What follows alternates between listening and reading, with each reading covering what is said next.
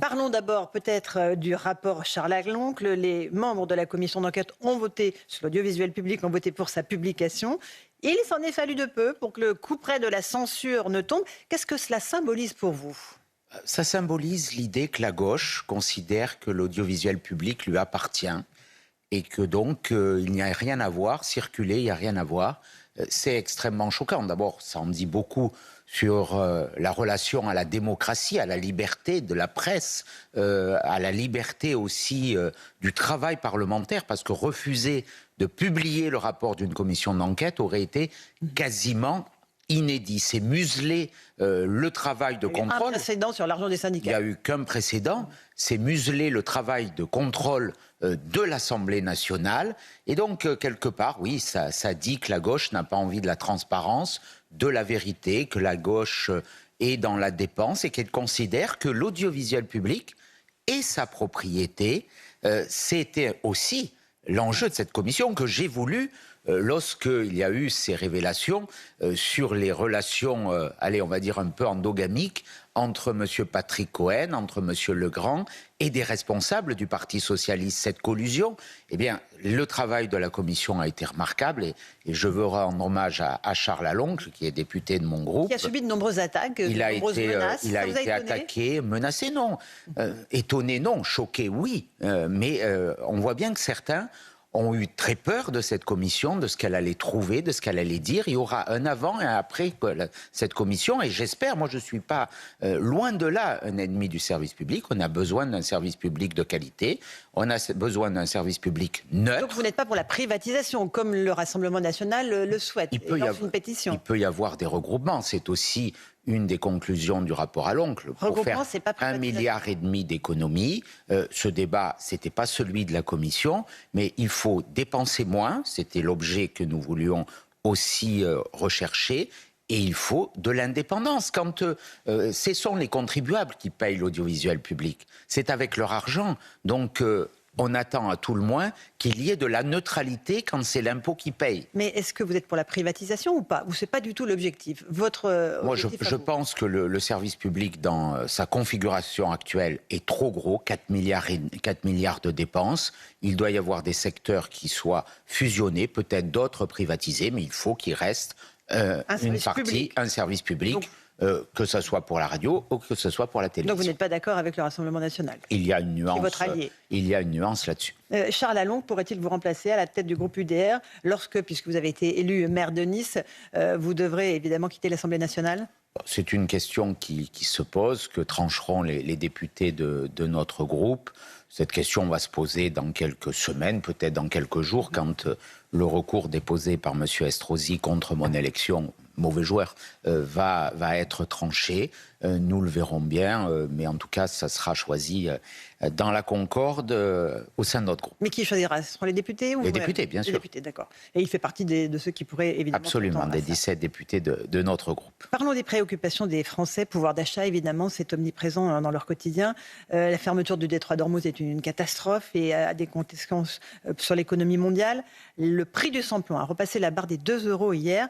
Est-ce que la batterie d'aide qu'a proposé le gouvernement est suffisante pour vous ? Est-ce qu'il faut aller plus loin ? Est-ce que vous demandez là encore d'aller sur une baisse de la TVA qui impacterait très lourdement nos finances publiques, Éric Ciotti ? Naturellement, il faut changer de braquet, changer de méthode. Là, on met un placebo sur une jambe de bois. La situation est extrêmement préoccupante. Il y a la question du prix, il y a la question de la pénurie qu'a soulevé le PDG de Total. Alors, monsieur le ministre de l'économie, il n'y aura jamais de pénurie. Bon, je fais plutôt confiance au PDG de Total qu'à ceux qui nous gouvernent avec les compétences qui les caractérisent. Voilà, monsieur Lescure est sans doute beaucoup moins compétent que monsieur Pouyanné pour connaître de ces questions. Il y a un risque de pénurie sur le carburant, il y a un risque de pénurie sur certaines matières premières, comme l'aluminium aujourd'hui, qui est un composant essentiel pour l'automobile, pour l'aéronautique. Les prix ont explosé, mais il y a aussi cette menace sur la disponibilité. Donc, pour revenir à votre question, ce que nous demandons, c'est la baisse de la TVA. Nous ne pouvons pas voir l'État s'enrichir. Aujourd'hui, l'État s'enrichit sur le dos des Français. Lorsque un Niçois fait le plein promenade des Anglais sur du gazole à 2,20 € aujourd'hui, eh bien, il y a environ 1,40 €, 1,50 € pour l'État. C'est une forme de raquette. D'autres pays l'ont fait, l'Espagne, l'Italie. Nous, ce que nous demandons, c'est une baisse structurelle de la TVA, et du moins qu'il n'y ait pas la TVA sur la taxe, déjà, parce qu'on est dans ce monde où il y a une imagination débordante pour l'impôt, la taxe sur la taxe. Je l'avais demandé dès 2021, donc ce n'est pas nouveau. Alors, bien sûr, vous allez me dire... vous êtes un tenant de la rigueur budgétaire. Vous allez me dire, oui, on résorbe nos déficits publics. La rigueur budgétaire, elle impose la baisse des dépenses inutiles, et qu'on arrête... Comme vient de le dire un rapport qui est sorti ce matin, on a augmenté l'année dernière les dépenses publiques 2025 de 32 milliards et on a augmenté les impôts de 23 milliards. Donc on envoie à l'Europe une copie en disant on a tenu à peu près notre déficit à cause de l'augmentation des impôts. C'est cette logique qu'il faut aujourd'hui inverser. Donc oui, on peut baisser la TVA afin d'éviter de racketter les Français. Temporairement non, ou de façon structurelle. Et il faut baisser de façon encore plus forte, encore plus massive les dépenses. C'est ce que j'ai fait à Nice, on peut y revenir. C'est à une autre échelle, mais je crois que le chemin, il est là. Baisser les impôts, ce qui rend obligatoire la baisse des dépenses inutiles. Il y a beaucoup de gabegies dans ce pays, il y a beaucoup de dépenses qui ne servent à rien, il y a beaucoup de gens qui se goinfrent. Il faut arrêter tout ça et il faut baisser les impôts. Et est-ce qu'il faut travailler plus Le 1er mai, oui, évidemment, c'est la fête du travail. Est-ce que vous dites que les Français ne travaillent pas assez ce matin? Il faut structurellement travailler plus. Il faut sans doute travailler plus. La gauche pense qu'il faut aller même sur les 4 heures, réduire la durée de travail. Plus de liberté. Pourquoi il y a un temps de travail aujourd'hui? Je crois que ça doit être la relation contractuelle entre le salarié et l'entreprise, avec certaines limites qu'il faut peut-être poser. Mais on est dans un pays... heures ou pas? Il faut revenir sur les 35 heures. Moi, je suis pour la liberté du temps de travail. Qu'est-ce que c'est ce contingentement? S'il y a des gens qui veulent travailler beaucoup pour gagner plus, ils doivent pouvoir le faire, avec certaines limites. Bien entendu, je le redis, mais allons vers la liberté.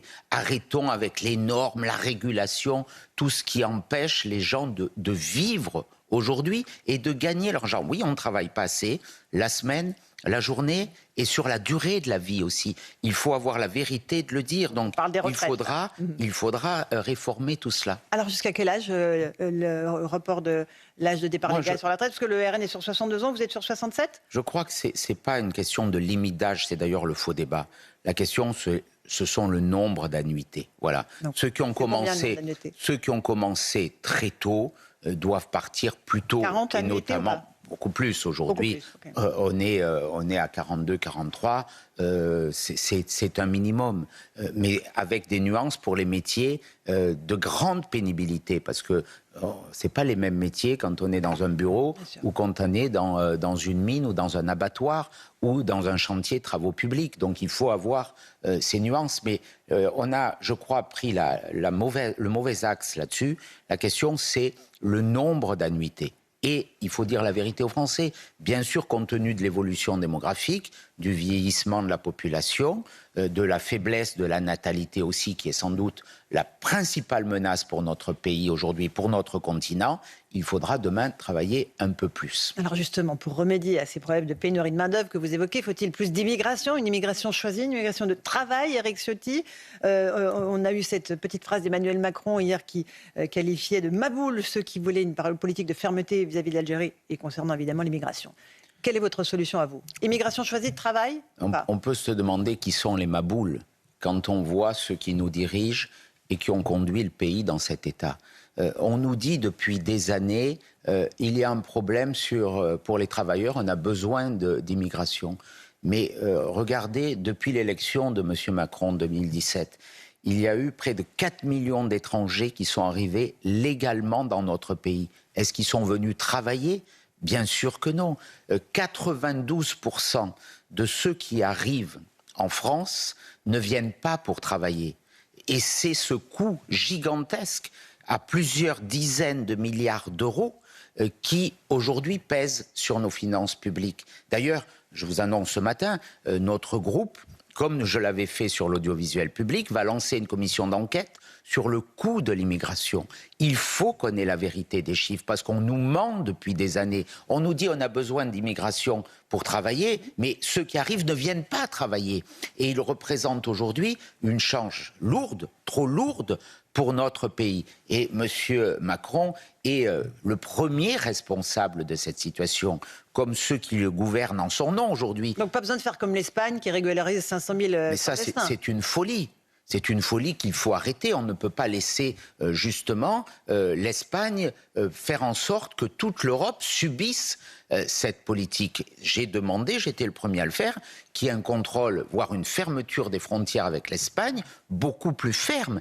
Et il faut arrêter avec cette libre circulation des étrangers. Je suis favorable, bien entendu, parce que c'est l'essence même de l'Europe, à ce qu'il y ait une libre circulation des Européens, mais il ne peut pas y avoir une libre circulation des étrangers. C'est pour ça qu'il faut ce système de double frontière que nous défendons et que nous proposons. Éric Ciotti, revenons un instant sur cette phrase Maboule qui a beaucoup heurté. Elle visait évidemment Bruno Retailleau qui a sèchement répondu à Emmanuel Macron. Il dit le problème ce ne sont pas les médecins algériens, mais c'est les centaines d'OQTF dangereux qui n'ont plus rien à France et que le régime d'Alger refuse de reprendre. J'imagine que vous dites la même chose que Bruno Retailleau. Je dis, je ne sais pas si c'est la même chose que M. Retailleau. M. Retailleau, quand il était ministre de l'Intérieur, aurait pu agir sur cette question. Il ne l'a pas fait, il n'a pas quitté le gouvernement. En avait-il les moyens à cette époque. En avait-il les moyens Qu'est-ce qu'il est allé faire dans cette galère? On pourrait lui renvoyer la question. Mais naturellement, c'est le vrai sujet. Il y a eu l'année dernière, je crois,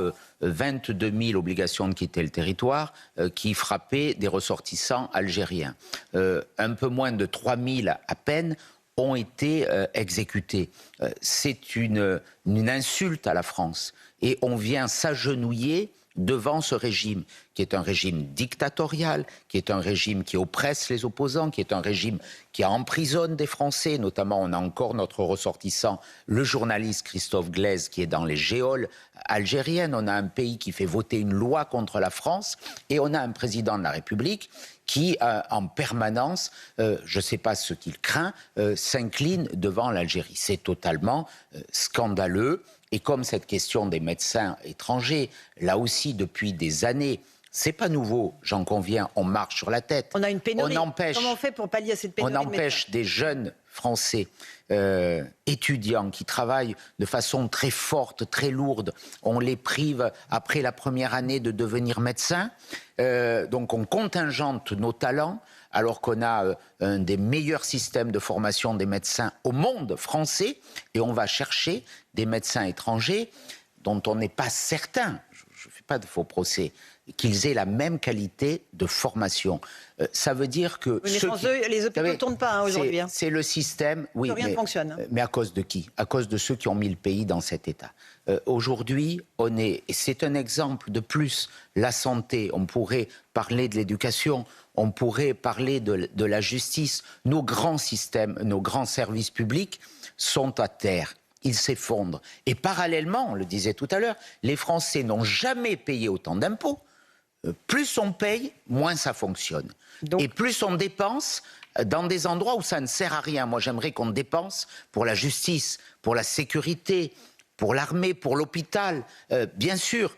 Mais on dépense dans des systèmes sociaux où on donne des allocations, où on paye 50 000 lits d'hôtel chaque nuit en Île-de-France pour des étrangers souvent en situation irrégulière.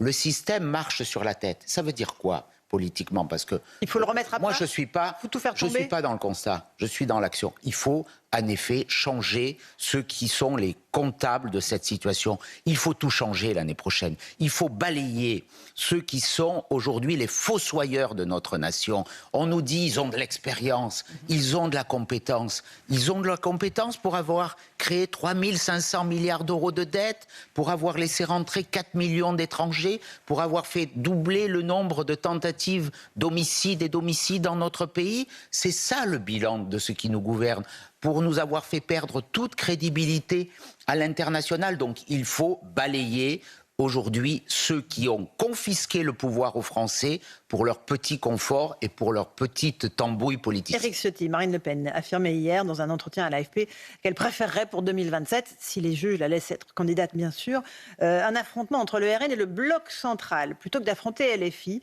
Est-ce que pour vous, la présidentielle va se jouer entre le bloc RN-UDR, puisque vous êtes allié de Marine Le Pen, et le bloc central, ou est-ce que ce sera LFI pour vous?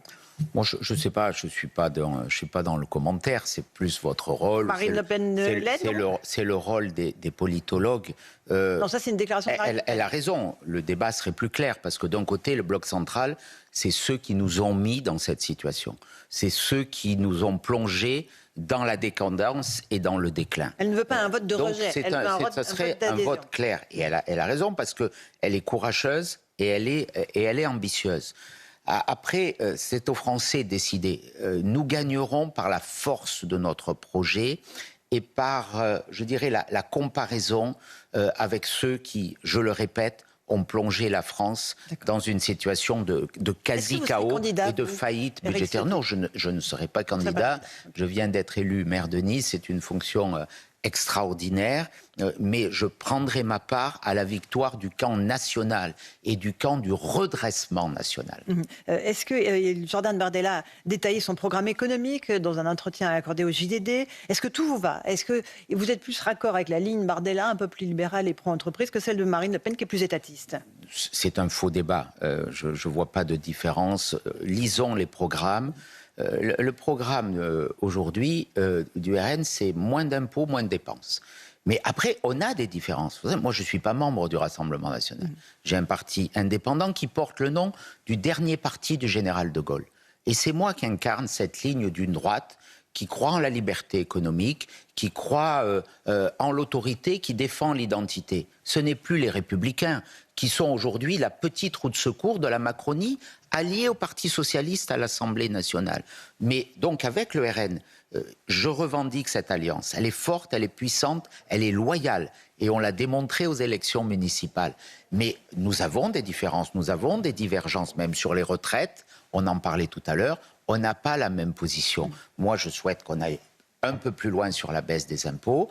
Je fais le pari de la confiance dans ceux qui investissent, mais nos différences, elles sont infiniment moindres que ce qui nous rassemble. Et ce qui nous rassemble, c'est cette envie et cette conviction de redresser. Parlons de Nice, parce que là, vous avez un laboratoire à ciel ouvert. J'aime pas le mot laboratoire. Non, mais enfin, voilà, mais vous allez mettre en pratique. C'est le terrain pour mettre en pratique mes convictions. Plus qu'ambitieux, vous visez 60 millions d'euros d'économie en 2026. Où est-ce que vous coupez, Éric Ciotti? On a coupé, c'est déjà fait. Vous savez, d'abord, j'ai commencé par baisser les impôts. Ça a été ma première mesure, c'était mon premier engagement de campagne. Je l'ai respecté en 3 semaines. Nous avons, la semaine dernière, baissé les impôts des Niçoises et des Niçois de 53 millions d'euros. C'est une baisse inédite, massive, de la taxe foncière, de la taxe sur les ordures ménagères, de la taxe d'habitation. Donc c'est un gain de pouvoir d'achat pour quelqu'un qui a un appartement de 3 pièces en centre-ville de 300 à 400 euros. Ce n'est pas rien, c'est un engagement puissant et j'ai voulu commencer par là. Et le même jour, on a baissé de 60 millions d'euros, donc un peu plus les dépenses. Qu'est-ce qu'on a fait? On a divisé par 2 les frais de petit four, qui étaient à 2 millions d'euros, avec des repas à 200 000 euros, un repas à 200 000 euros l'année dernière. On a divisé par 2 le parc de véhicules. Nous avons diminué d'1 tiers quasiment les indemnités des élus. C'est un gain d'1 million d'euros. J'ai supprimé les frais de représentation pour le maire. J'ai trouvé des frais d'avocat au pénal sur des affaires pénales qui touchaient la municipalité de 1,5 million d'euros. On va arrêter tout ça. On va arrêter la gabegie. On va diviser par 2 les frais de communication. J'ai supprimé le magazine municipal. On n'a pas besoin d'une Pravda. Il y a de la presse qui est libre et je souhaite qu'elle soit encore plus libre. Et les Niçois peuvent s'informer librement. Ils peuvent regarder CNews, ils peuvent lire Nice Matin. Écoutez, et ils peuvent faire leur jugement. Ils n'ont pas besoin d'un bulletin municipal qui coûtait 600 000 euros. Écoutez Europe 1 naturellement. Voilà. Mais on a toute une liste. On va faire des chantiers moins coûteux. On va regarder regardez les procédures de commande publique. Mais l'ambition, Nana, c'est un faux débat. Vous savez, dire dépenser sur des choses qui servent à rien, c'est de l'ambition. Quand on détruit un théâtre, quand on détruit un palais des congrès et que ça coûte 500 millions d'euros pour les reconstruire, ça, c'est pas de l'ambition. Ça, c'est qu'on dilapide de l'argent public. Et l'argent public, il tombe pas du ciel en pluie fine. Et il faut que ceux qui croient qu'ils sont propriétaires de cet argent le comprennent. C'est l'argent de ceux qui travaillent. C'est l'argent des contribuables. Et on ne peut pas faire n'importe quoi avec l'argent public. Donc, ce qu'on a fait à Nice, je veux que ça soit demain un modèle pour le pays. Mais on a démontré qu'en quelques jours, parole tenue, engagement de campagne, un mois plus tard, on baisse les impôts, on baisse les dépenses. Merci beaucoup Éric Ciotti d'être venu ce matin sur CNews et sur Europe 1. Bonne journée à vous.